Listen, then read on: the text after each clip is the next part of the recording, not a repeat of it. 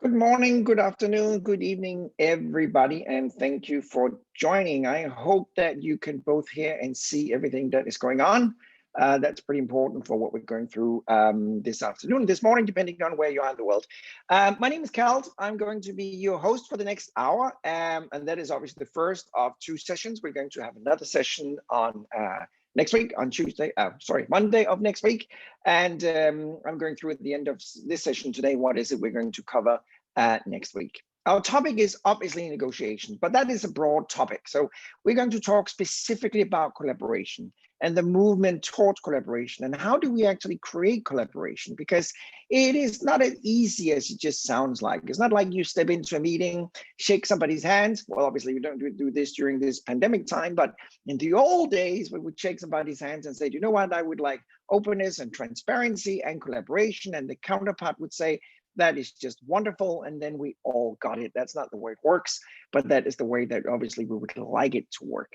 Now, as you can see on the slide right now, I am asking this question: why are we still negotiating like we did 150 years ago and 200 years ago and 300 years ago? And in theory, we're basically negotiating the same way we did for hundreds of years ago. And that is interesting because we have made so much progress, you and I and human beings in general, on technology and movement and medicine and space technology and every area. But deep down, in theory, we still negotiate the same way. And that is basically what I have been taking on as a mission, traveling the world, trying to help organizations and individuals improve their negotiations. That is basically the highlights of that I'm going to share with you right now during this next hour and the hour we have next week. Now, what we're basically going to talk about is not so much negotiation, it's not so much a toolbox on how to negotiate, it's actually more a change of a mindset. And what I'm hoping to help you become is more successful, just like I'm helping organizations hopefully becoming more successful. And I just know by focusing on collaborative negotiation, you will become more successful. But here comes the key point: it shouldn't happen at the expense of the counterpart. Your challenge is actually trying to make the counterpart more successful, but not at your expense either.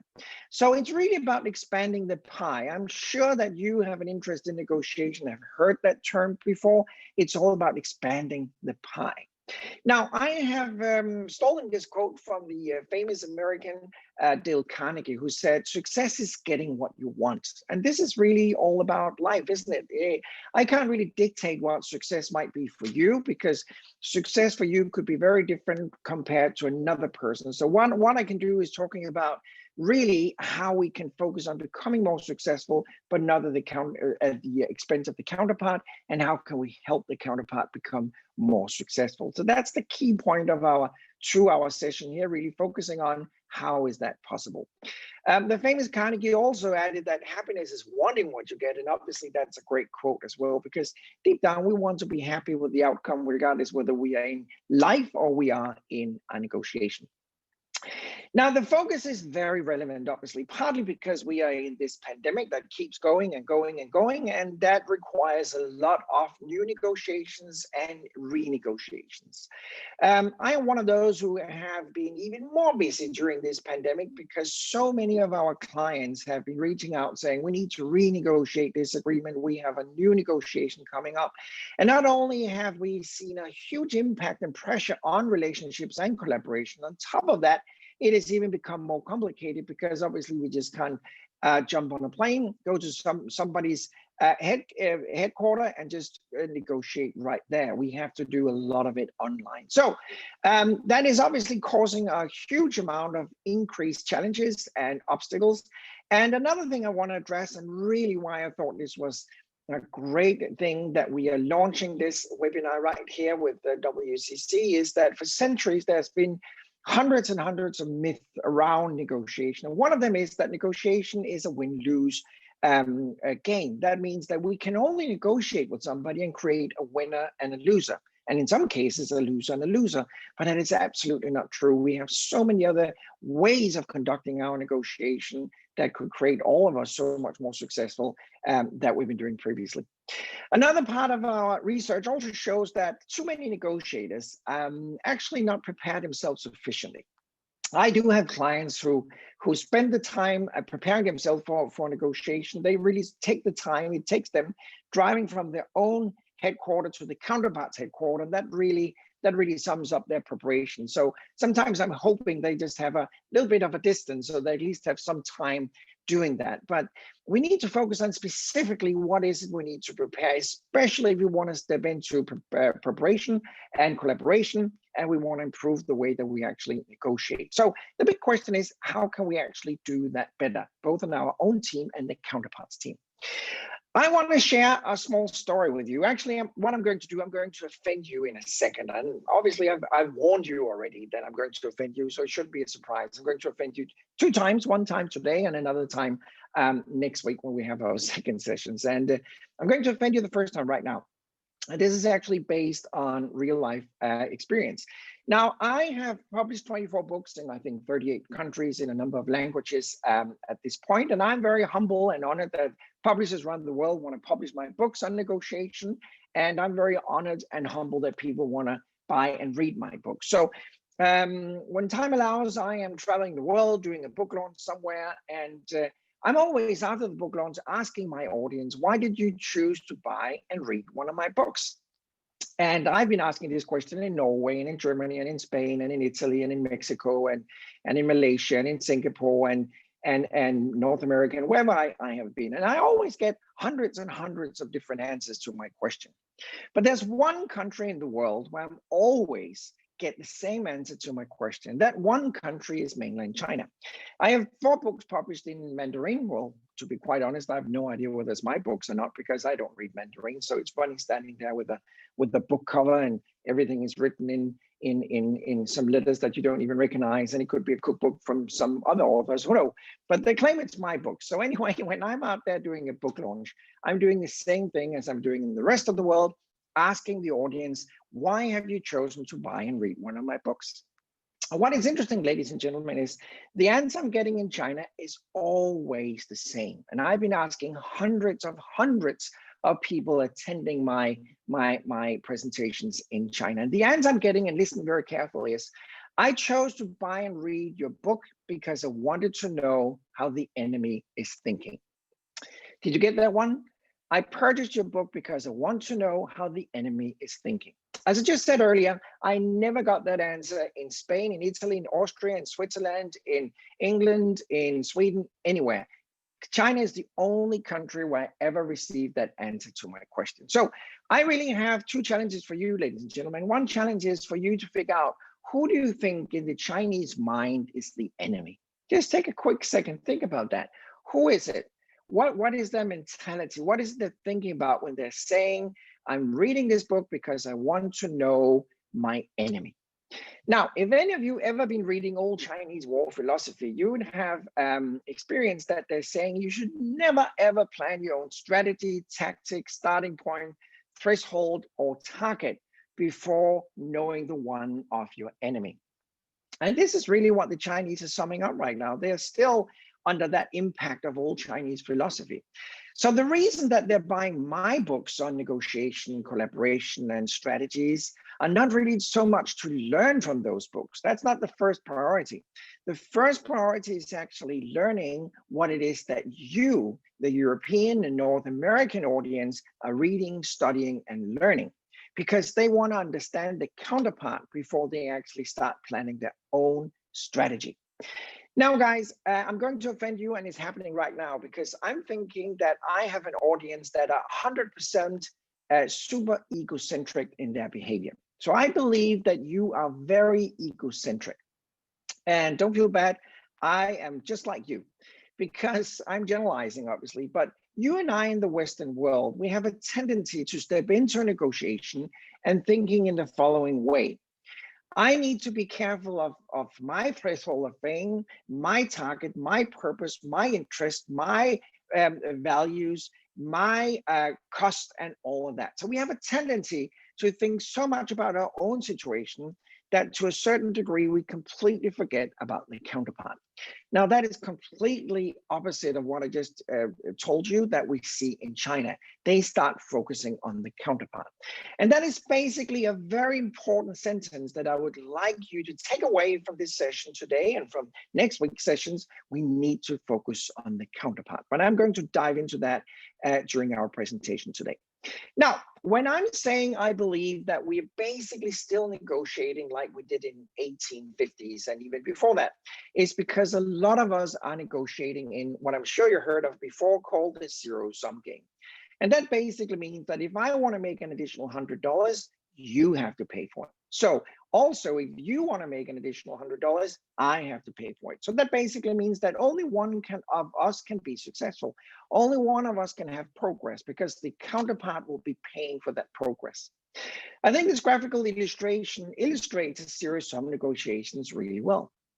What you see here is soldiers that are sitting in a trench and pointing the rifle towards each other. That is basically the perfect illustration for a zero-sum game. This basically means that, as I just said, we can only make progress at the expense of the counterpart. By doing that, we are not expanding the pie. By doing that, we're not moving into collaboration. By doing that, we don't know the cost and the benefit of the counterpart. So we can't actually utilize the asymmetric value that we have discovered that exists in basically all negotiation that we call NegoEconomics. And that basically just means negotiation economics. And it's the difference between your cost and my values or my cost and your values. We have done a huge study in the last 30 years that has involved more than 35,000 negotiations globally. And what we learned, as you can see from this slide right now, is that if we take a typical negotiation, just an average run, regardless of the industry or business or area of the world, what we have seen in a typical negotiation, they might have a value of $1 million. We have seen that the purchaser is only getting 19% of the values in general.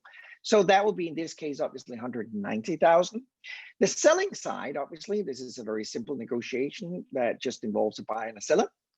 The selling side in general is getting 39% of all the values. So in this case, that will be 390,000. And when the two parties have agreed, signed the contract, are very satisfied and happy with this contract, and may even leave the conference room, what they don't see, utilize, and capitalize is NegoEconomics. And that could be a value of up to 42%. I'm happy to repeat that. We know that up to 42% of the values in a negotiation is often not capitalized and utilized. That means the parties are leaving that value on the table. Neither of them can see it, capitalize that, or utilize it.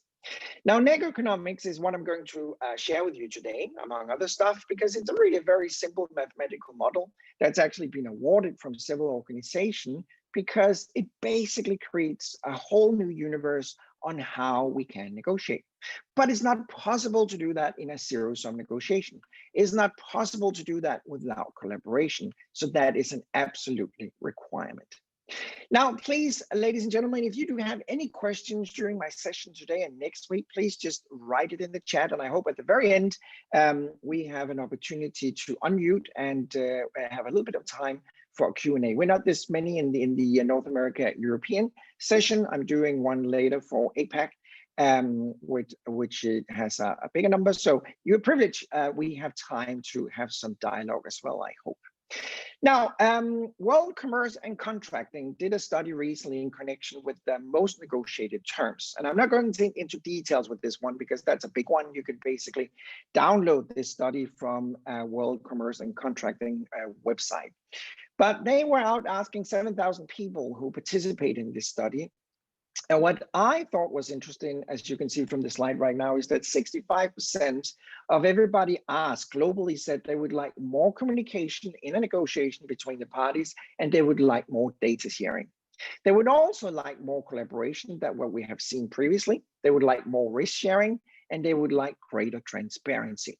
So what all of these people are saying is basically, we would like to have more collaboration. And transparency, risk sharing, openness is everything that is required really from moving to from zero-sum into collaboration. It's also what is required in order to utilize that potential of up to 42%.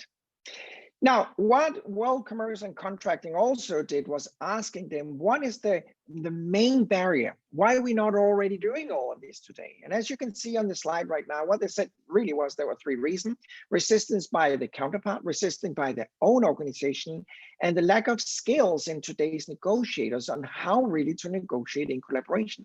And that is a skill we need. It's something we need to be educated into, because it's not something that just happens automatically. And obviously, it's not something that is that easy either. Otherwise, we would just all do it all the time. Quick question to all of you. Have any of you ever read the book, The Wealth of Nations, written by the Scottish philosopher in 1700, Adam Smith? It's a pretty important book in today's world because it's basically the Bible for the capitalistic system. The philosopher Adam Smith was walking around in the Scottish Highland in the 1700s, and by doing that, he actually thought about how should we trade, how should we make business, how should we negotiate, how should country interact with each other, and that. As an outcome of all that thinking, he wrote the book, The Wealth of Nations. Now, if any of you have been studying economics, I'm sure some of you have crossed this book. Some of you might have even been forced to reading it. There are two challenges and obstacles about this book. And the first problem with this book is it's a dry book. It's really a tough one to read. The entertainment level is not very high in this book. And the other problem with this book is it's absolutely wrong. Now, that's a bit of a provocation, isn't it? I'm basically saying that the Bible, that is the Bible for the capitalistic system, the financial thinking we have in the world today, is basically wrong. Thank God I'm not the only one saying it. People before me, way brighter than I am, have been saying this for many, many years. And one of them is the famous American professor, Professor Nash. He became so famous, so Hollywood actually produced a movie about him called A Beautiful Mind. I'm sure some of you have watched that movie, and if you haven't, please go home and watch it immediately. It's a great study on the philosophy of game theory, and actually it is the foundation where we have built upon and created NegoEconomics. Anyway, what Dr. Nash said back in the 60s was that Adam Smith was absolutely wrong, because Adam Smith said, as you can see on the screen right now, is that the best result will come from everybody in the group is doing what is best for themselves. So they're basically saying that in any kind of collaboration, you should only be focusing on your own interest and your own values and your own cost. You shouldn't really show an interest in the counterpart. Now, Dr. Nash said that is absolutely wrong. The only way we can really be successful is that the best result will come from everyone in the group is doing what is good for himself and the group at the same time. That is the only way we all can win. Now, this is actually more complicated than just a text on a slide, because this is a fundamental change of a mindset. Imagine that you would step into a negotiation, greet your counterpart, and then say to your counterpart, I'm here today to reduce your cost, help you reduce your risk, and help you improve your profit. That's my purpose of being here today. Would you be interested in me helping you achieving all of that? I can promise you your counterpart might be looking a little suspicious, but they will be mumbling a yes to that question. Now, if they accept that, then you should move on to step two. And step two in this case would be, and I would like you to help me reduce my cost, help me reduce my liabilities, reduce my risk, and help me improve my profit. Hopefully you would get a yes to that one, because that is really what negotiation is all about in 2020. We should really focus on how can we help the counterpart become more successful, but not at your expense, and how can we become more successful, but not at the counterpart expense. And the great news is that is actually possible. Now, I have identified 4 areas that clearly shows those negotiators that are way more successful than others.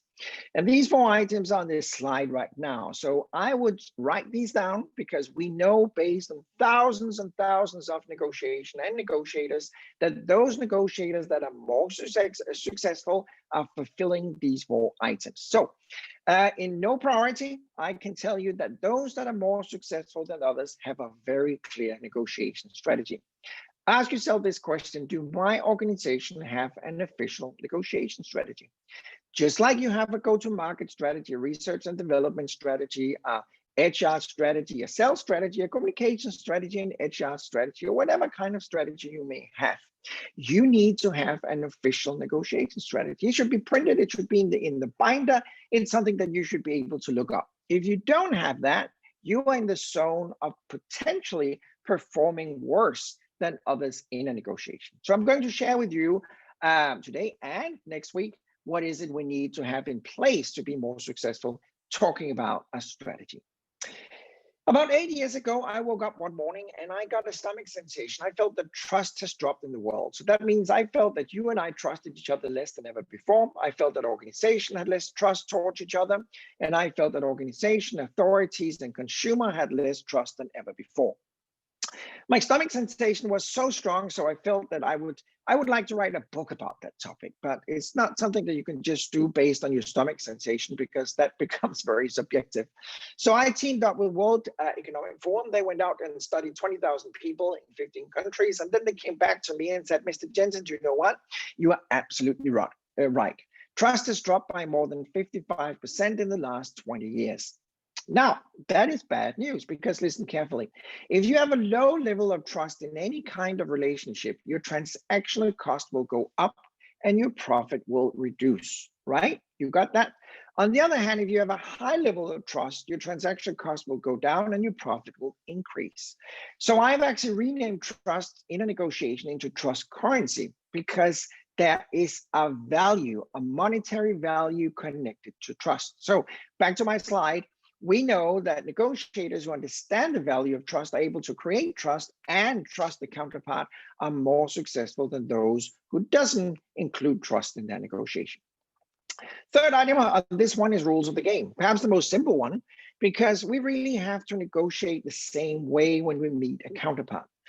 Do you know what? I've experienced that you may perceive negotiation like playing tennis, and your counterpart may perceive negotiations like playing chess, because United Nations in New York has never ever declared an international standard on how we should negotiate.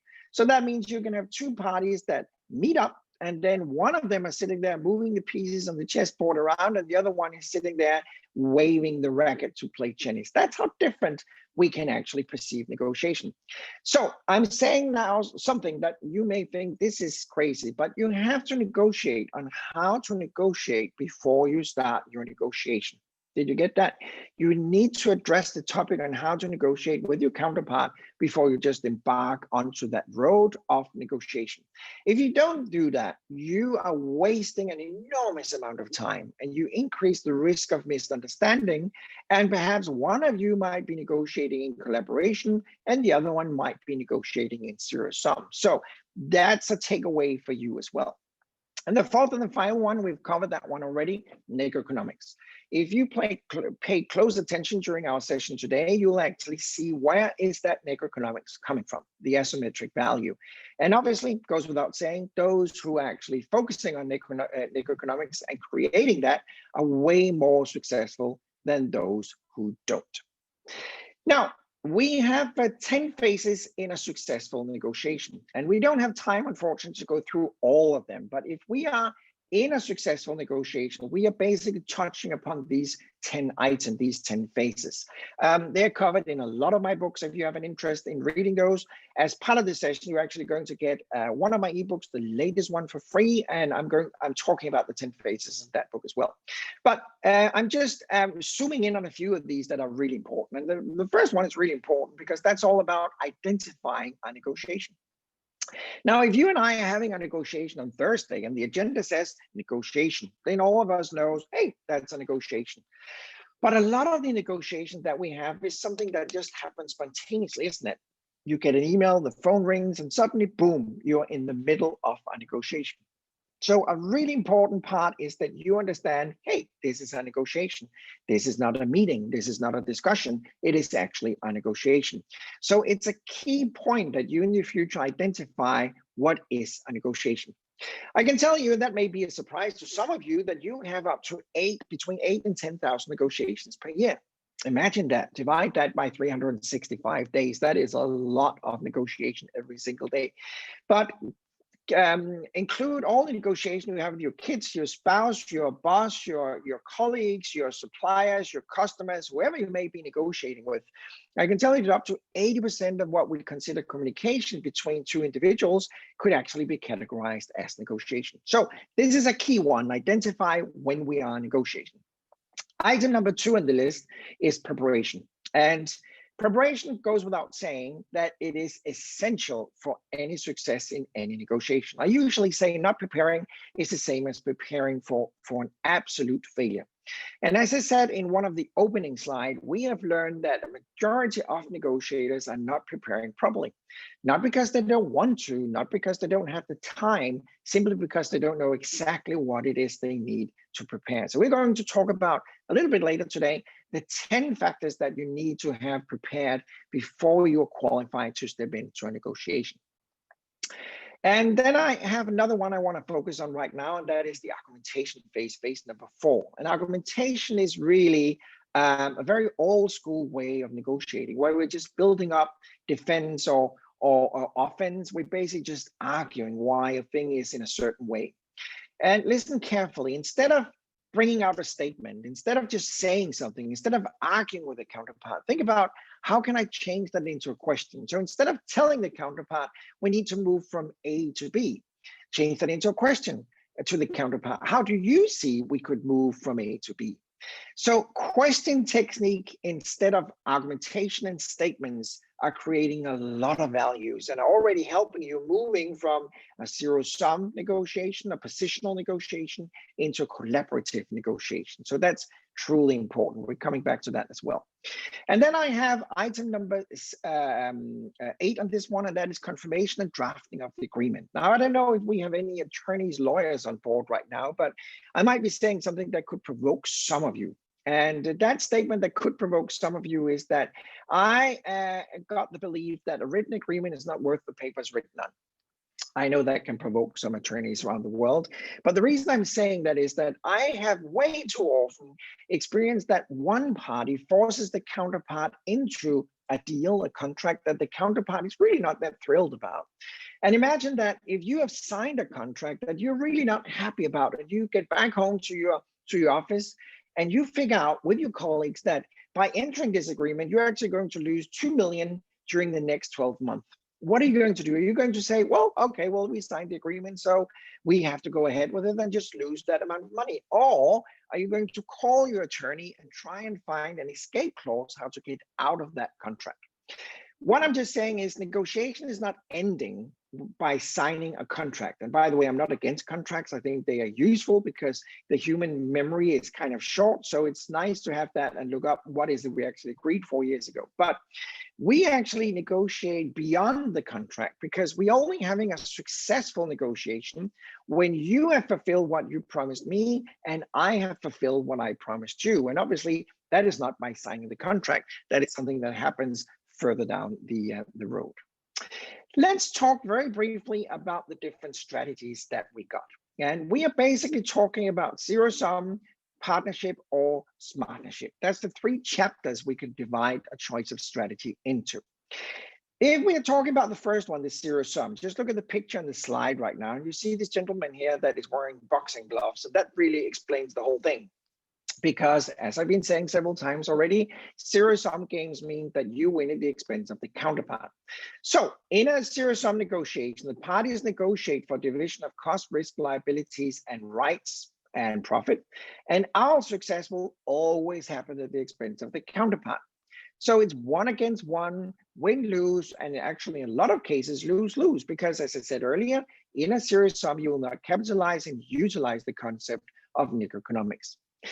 When we move into partnership, we're basically in a different kind of negotiation. And partnership is more advanced than zero-sum, but what we are lacking in partnership is often rules of the game, transparency, and we may not have focused on the concept of NegoEconomics. We want to do business with each other. We are collaborating to a certain level, but we're really not at the most advanced level. And the most advanced level obviously is coming in SMARTnership.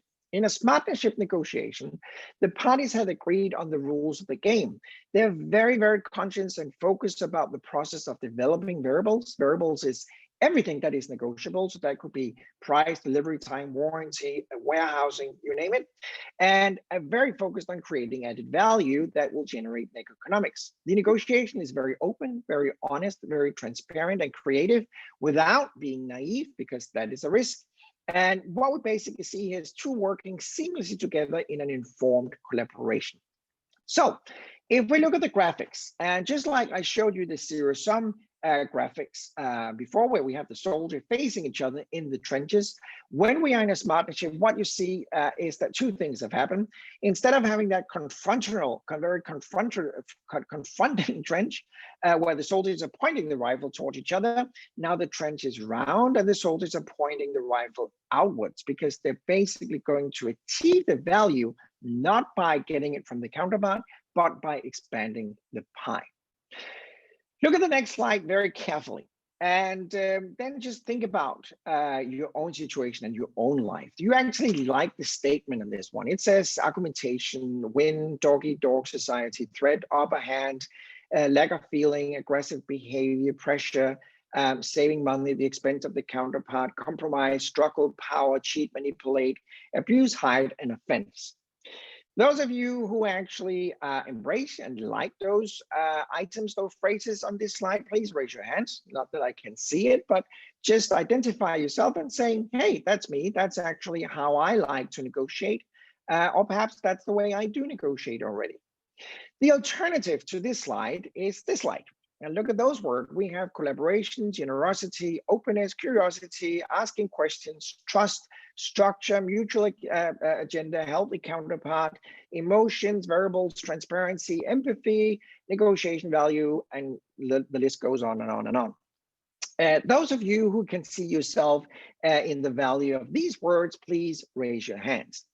Obviously, if I just take one step back, when you look at this one, this shows you zero sum. Positional negotiation. This is basically what is happening when we are in a positional negotiation. If we are in a true collaborative negotiation environment, you will recognize these words or the value of these words in your negotiation. I have a very brief and simple poll. I would like you to ask this one very quickly. How many of you do predominantly negotiate in collaboration? And how many of you do predominantly negotiate in zero sum? If you could answer that one very quickly, that could be interesting to see. And not that life have to be either, it could be a combination, and in some cases it should be a combination. It's just interesting to see how that is typically divided. Let me give you a quick example of how we actually utilize the concept of NegoEconomics in SMARTnership. And what I'm going to do is I'm sharing a real life story. It's a real life negotiation that happened a while ago, and it's between a lid manufacturer. They produce a lid, as you can see on the screen right now, and that is a lid that is used for retailing, and it's a container that is going to hold food. And they are negotiating with a counterpart, and the buyer is coming to the manufacturer of this lid, and they have an existing annual contract value of 25 million. But the buyer is saying to the manufacturer, we want a price reduction of 9%. Why? That's a long story, not important really right now, but that is what the procurement office is saying to the supplier. We want a price reduction of 9%, and that would equal 2,250,000. Now, the supplier in this case could choose two roads, really. They could start arguing, they could start discussing, they could start denying, they could start to be aggressive. They could really try to do zero sum. That's one way. They could also go into concession and just accept and say, okay, you get 9% price reduction. Could we then just continue another year's agreement? That's the traditional way of negotiating. But instead of doing either of those, what the supplier did was not getting into concession and not getting into argumentation. Instead, they said, let's just park the 9% for a second. We understand that you would like a price reduction, but let's see if we can change anything in the value chain we have. Let's see if we can change anything in the existing contract.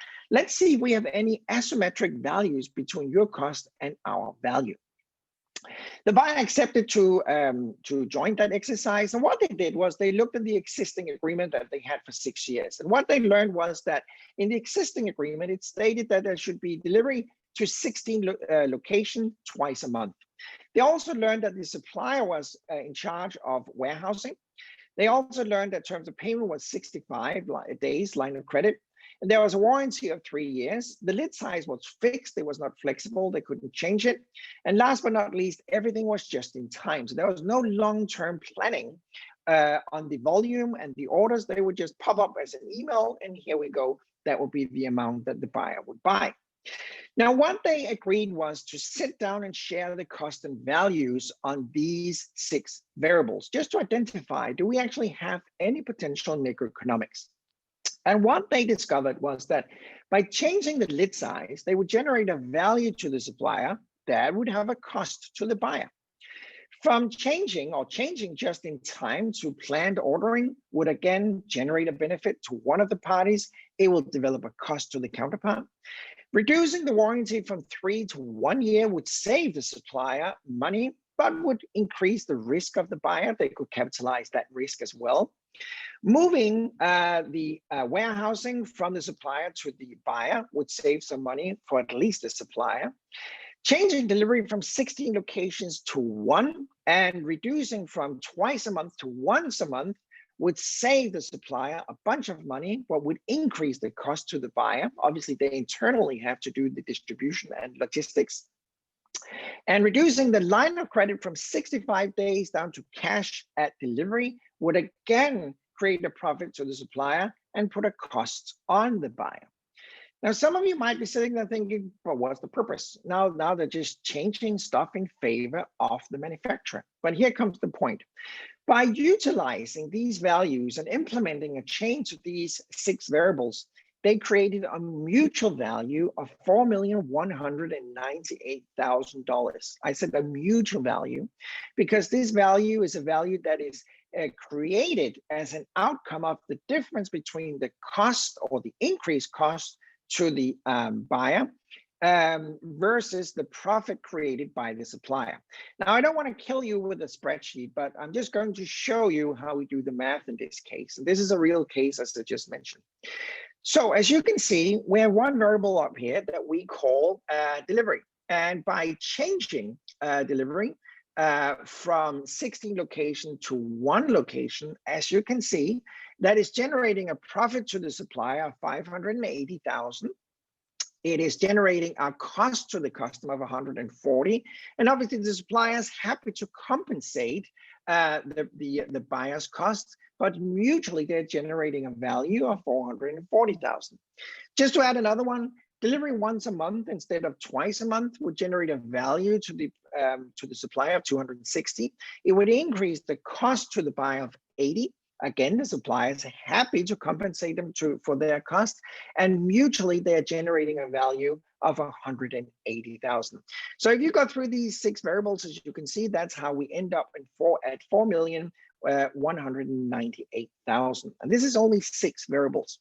Let me just add a quick comment here, and that is very often when I'm working with a client to improve their negotiation, one of the first areas I address is the number of variables we negotiate.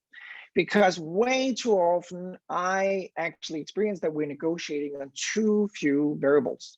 That means we are just focused on what we've always been negotiating on, and we just keep repeating those few variables that we always been negotiating on with the counterpart. I was sitting with a client very recently, and they are involved in the energy sector, and they are involved in huge million-dollar projects every single time.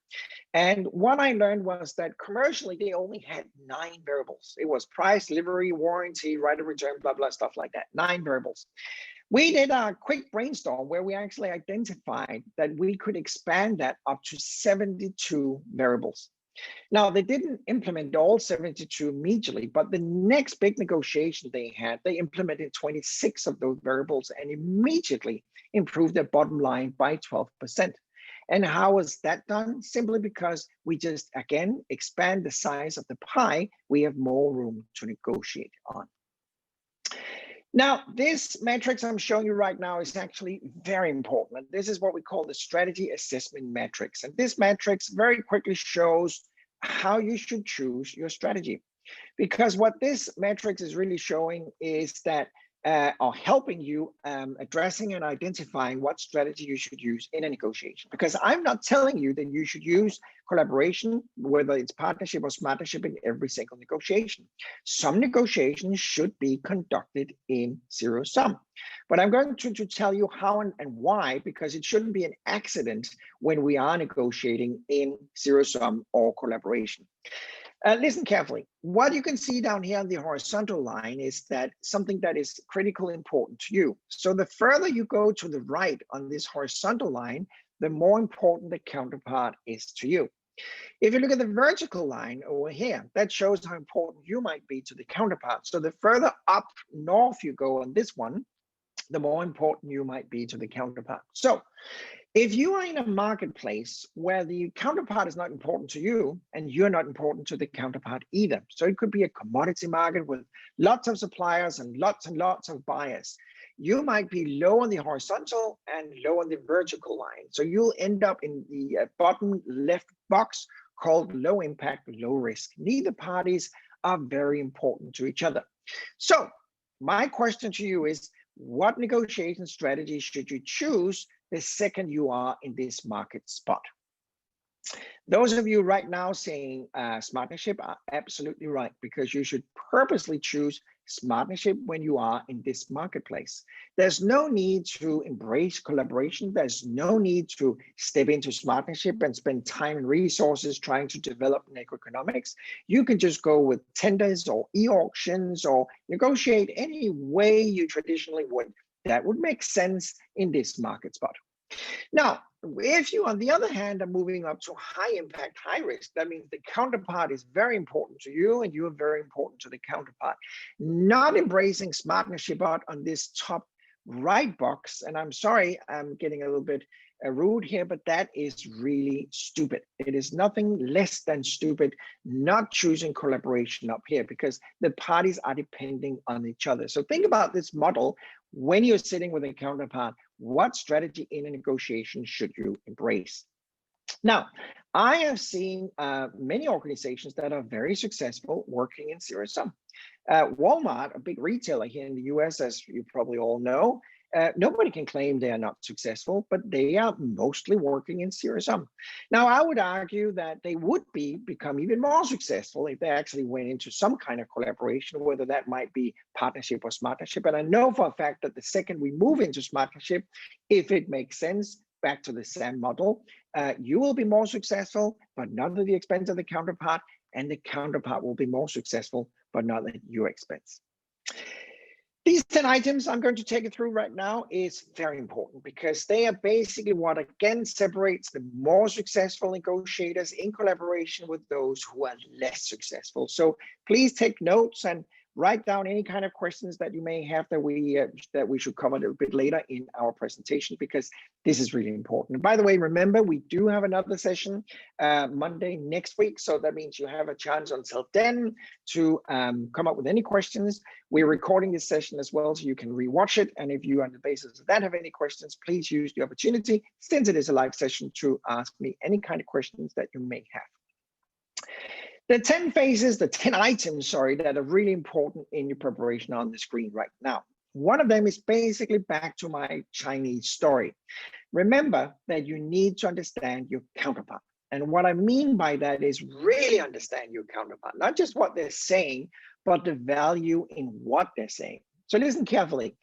If a counterpart comes to you and, for instance, say, could we change delivery time by 4 weeks? You shouldn't actually just listen to what they're saying and deciding to say yes or no. You should immediately reverse that into a question, okay? So replace the word from the counterpart with the sound of a cash register. I can't really put it any other way, because when somebody raises a topic in negotiation, it means they have a value in it. Otherwise, nobody has ever throughout history raised a topic in negotiation. So when the counterpart comes to you and say, could we change delivery time by 4 weeks? Your immediate question to the counterpart should be, would that carry a value to you? And could you capitalize that value? By doing that, we are immediately moving from zero sum into collaboration. We don't know if the counterpart want to answer that question. That's a whole different chapter, but we need to look at the counterpart's interest. We also need to negotiate as a team. We can't really negotiate on our own. So that means that we have to be a team. And a team is not the more the merrier, but we need to be ahead of our negotiation. We need to be a calculator and a note taker. And very quickly, this is almost a training course on its own, but the head of the negotiation team is the chair of that team. That is the person in charge of that negotiation. That doesn't mean that person is the only one that should be saying anything in that negotiation. The calculator and the note taker are very welcome to participate as well, but it shouldn't be a surprise to the head of the team what the two other members of the team might be saying. So the head of the team is the head of the team.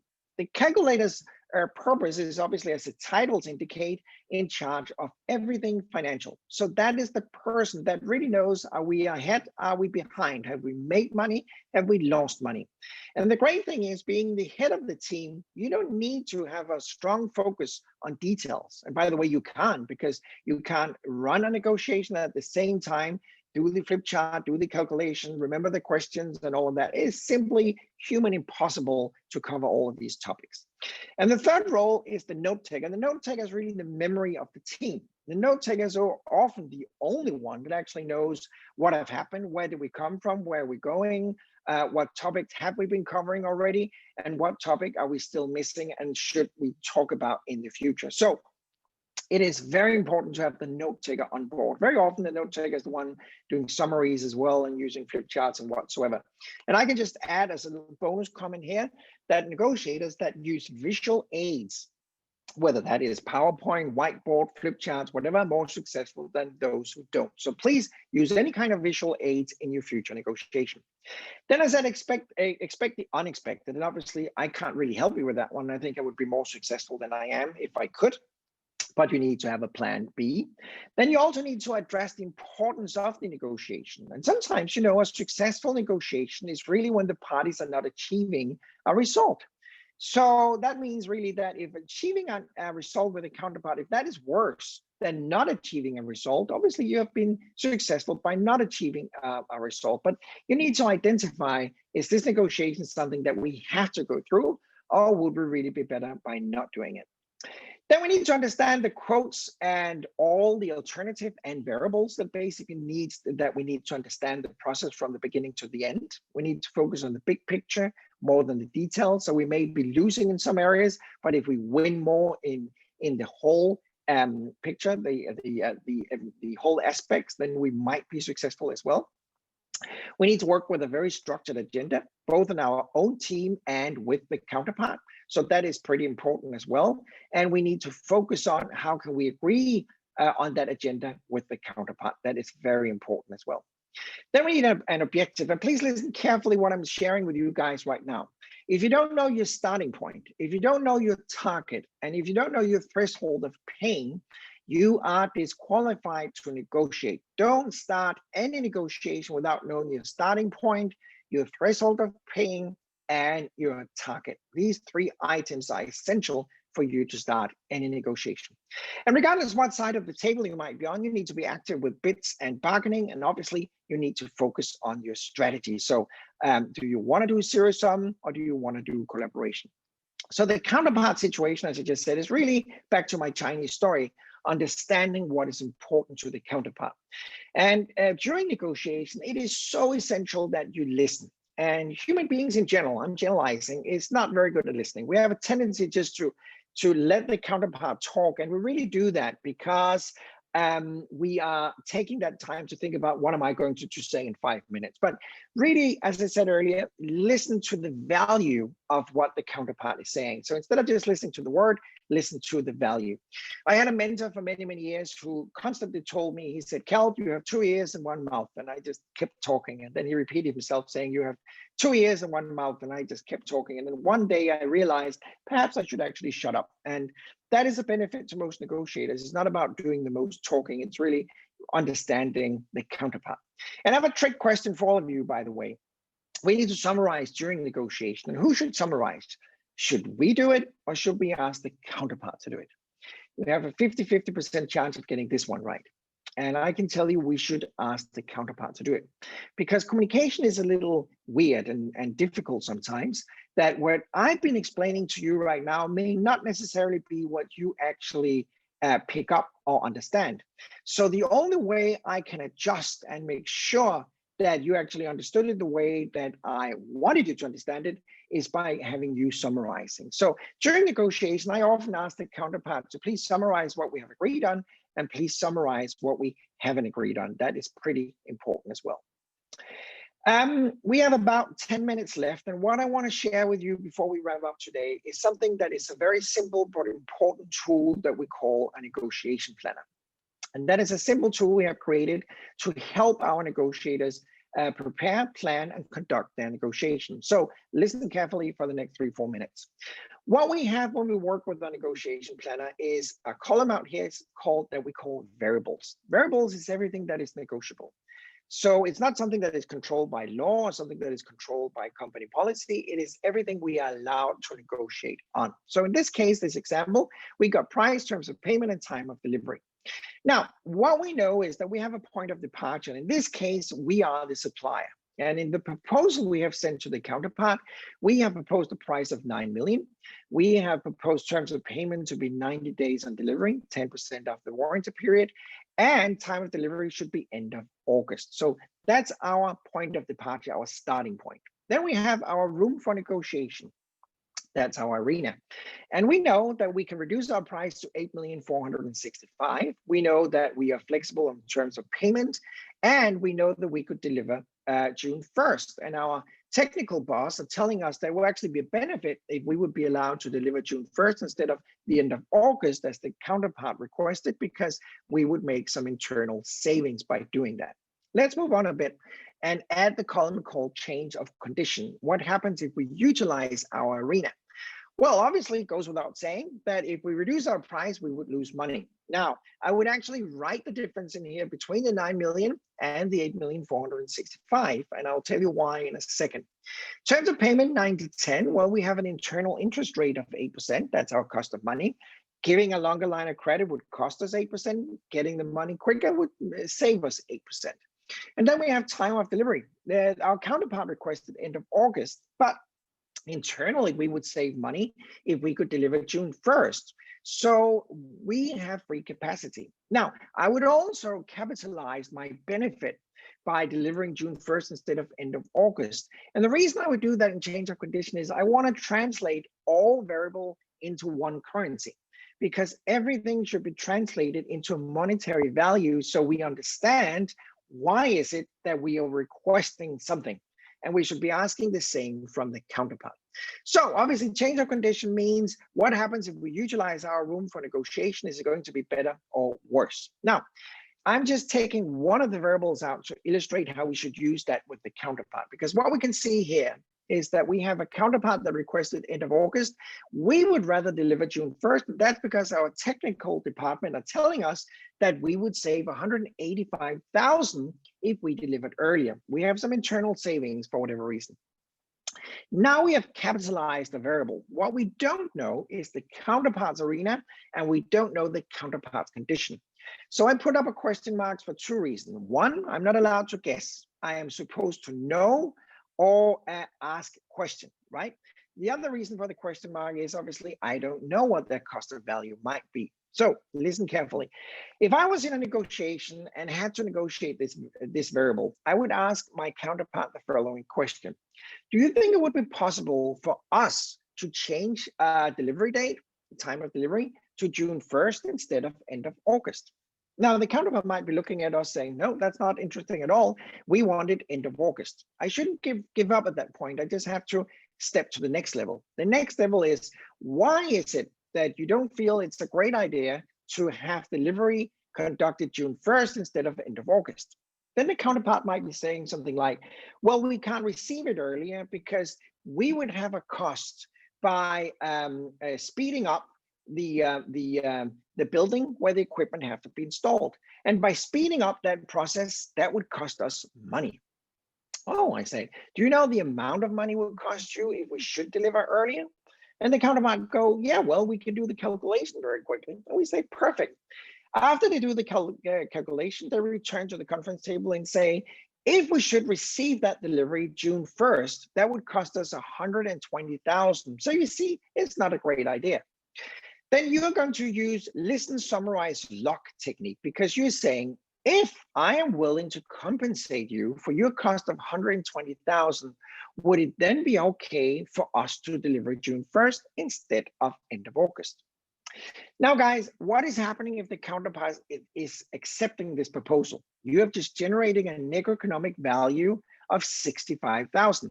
The difference between your benefit of $185 compared to the cost to the counterpart of $120. That is as simple as SMARTnership gets. That is really the whole purpose why you're sitting in a negotiation, to figure out the difference between the counterpart's cost and your benefit, or your cost and their benefit. So that's really the purpose of the negotiation planner, besides getting a complete overview of all the variables and everything we should negotiate. What is going to happen when we wrap up in a couple of minutes is that we're going to send you a link into our online training platform, basically the same that World Commerce and Contracting is offering, where you get points. And you're going to get a free entrance into our intro program. There's no attachment, there's no requirement, there's nothing. It's just free, and you can use it if you want to. And that is a short intro version into the world of SMARTnership. So I encourage you to use that opportunity. It is normally priced at $95, but you're going to get that absolutely free as part of our session right now. And that will give you an introduction into this world as well. On top of that, you will get this book, Negotiate Your Way Through the COVID-19 Crisis. It's an ebook that I wrote during this whole pandemic, because we are experiencing some organizations and individuals that obviously are under an enormous amount of pressure. And it's nice to be able to reach out and help. So in lots of cases, I'm giving this book away for free, and you're going to get it as well. Just go to keldjensenshop.com, pick the book, and when you check out in the coupon section, you just put in the coupon code down there, SMARTnership 2020, and you can download that book for free. I want to wrap up with a quote, and that quote is pretty important in my world, talking about collaboration. That is, great negotiators don't set out to be great.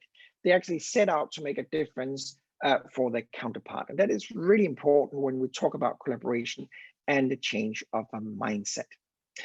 I have been nominated for the first time, never happened before, to the Global Gurus 30, which is an international award in the negotiation category. If you feel that my concept is something that should be out there and something that people should be aware of, I kindly ask you if you would go to the website, as you can see on the screen right now, and vote for me. What you should do is go to globalgurus.org/negotiation. Then you log in, because they register so you can't double vote. You should log in with social media or Gmail. And after logging, scroll down and select other gurus, because there's some in there already.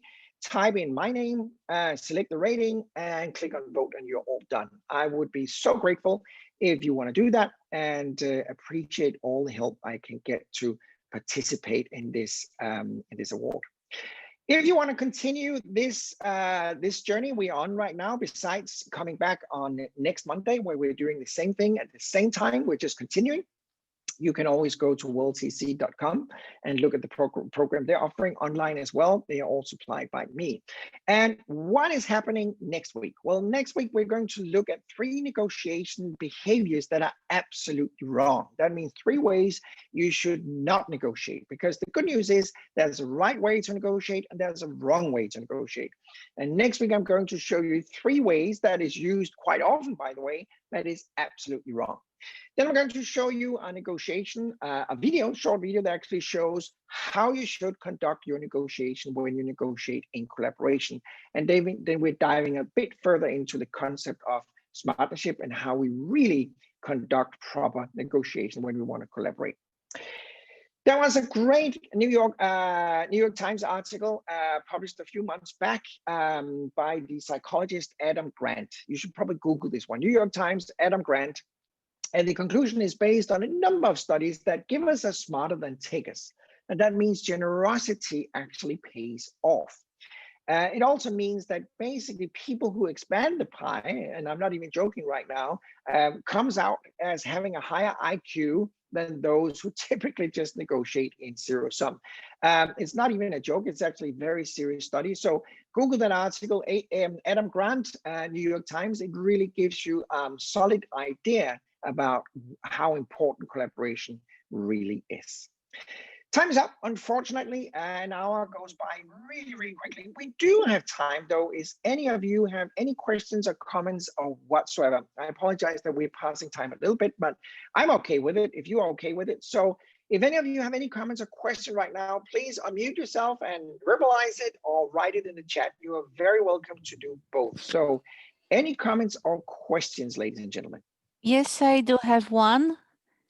Agnieszka here. Hi there.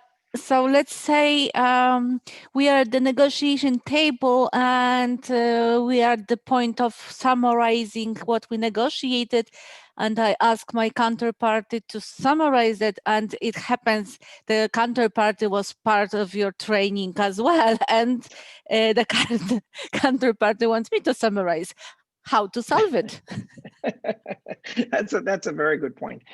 It's basically, it's a great question, by the way, because let me relate it to another topic, and that is that we need to be open and transparent. We're going to talk about that next time in order to move from zero sum into SMARTnership.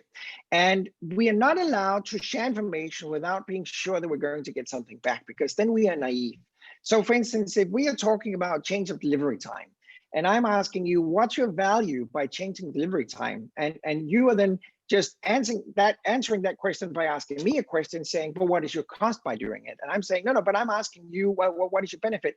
And then, I mean, we could sit there going on and on and on forever. So it's really important to understand the rules of the game, who's going to do that. And I just mentioned rules of the game because it should actually be dictated already in rules of the game. Who is going to do what during negotiation? I don't think it's a religious thing who is actually going to do the summary. If you are in an open, transparent negotiation, it is absolutely fine. It is not a technique to manipulate the counterpart. The reason I'm saying that I suggest the counterpart should do the summarization is simply just to make sure that we are on the same page, that we understand things the same way. So you could swap the assignment. So right now you are summarizing, next time I'll be summarizing. That is not as important as what I just said, that whereas we're going to talk about next time, that when we are in a negotiation, it is essential that before you give something away, that you're going to get something back. So that something for something is a very important thing and philosophy. But great question. Thank you so much, because it is actually very important that we have that in place, how we're going to handle exchange of information in general. Thank you. Great. Thank you. Hello. Yeah, sure. Go ahead. Hello, Keld. How are you? Hi, how are you doing? Just a question in the negotiation matrix. Where in the matrix shall we use the zero sum negotiation? The zero sum negotiation, I'm just jumping back, is this one you were thinking about, right? Yes. The model. The zero sum, if you can see the arrow on the screen right now, is down here. So zero sum negotiation strategy is when you're negotiating with somebody who's really not important to you, and you're actually not important to the counterpart either. If we have an unbalanced relationship where you might be very important to the counterpart, but the counterpart is not important to you, obviously then we are either in low impact medium risk or high impact medium risk, because then we have an unbalanced relationship, and that could happen as well, obviously. But in a purely 100% zero sum, we'll be down in this box, the lower left box. This is where we typically always see zero sum. Okay, thank you. You are welcome. Unfortunately, sometimes I see zero sum up here where we are in high impact, high risk. That means the parties are very important to each other, but for whatever reason, they're still conducting their negotiation in zero sum. And that was what I said earlier. That is almost in my world stupidity. So yeah, right. Other questions, guys? Anybody who had anything they've been thinking about during this this 1 hour we've been together so far?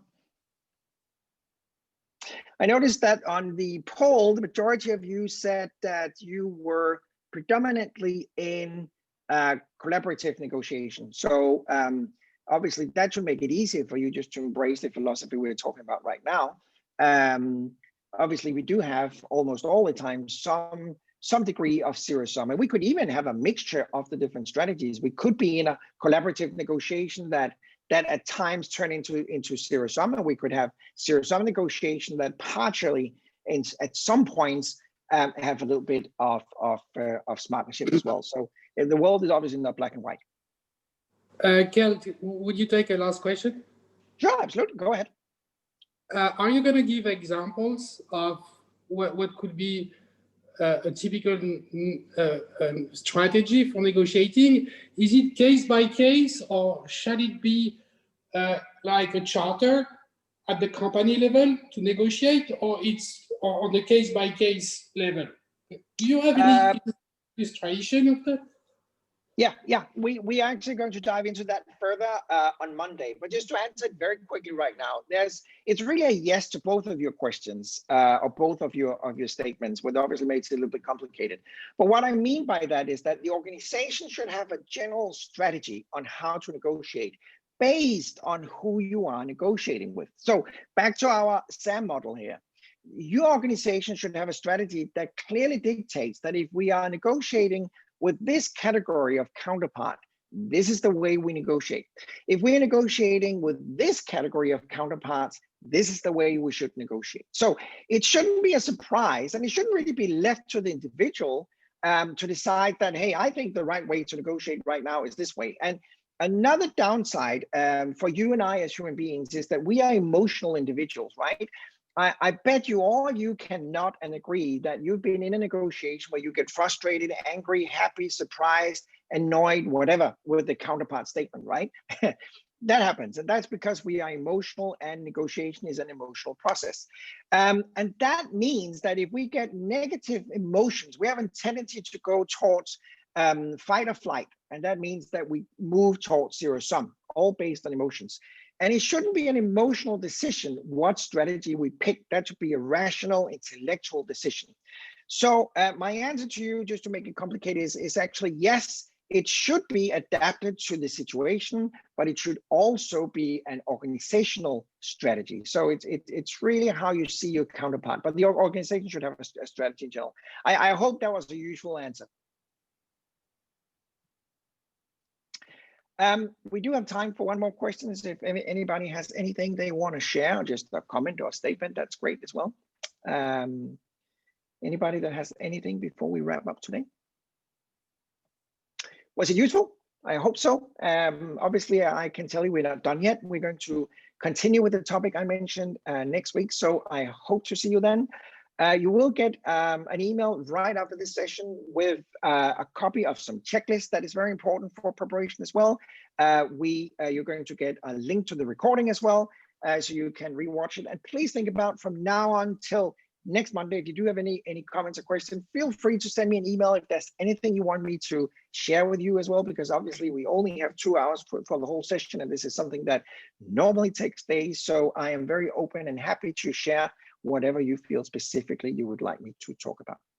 Anyway, thank you so much for participating. I hope it was useful. I am looking forward seeing you here next Monday. So enjoy your day if you just started, or enjoy your evening if you are in Europe, and I will be seeing you next week. Thank you. Thank you so much for participating. Thank you. Thank you.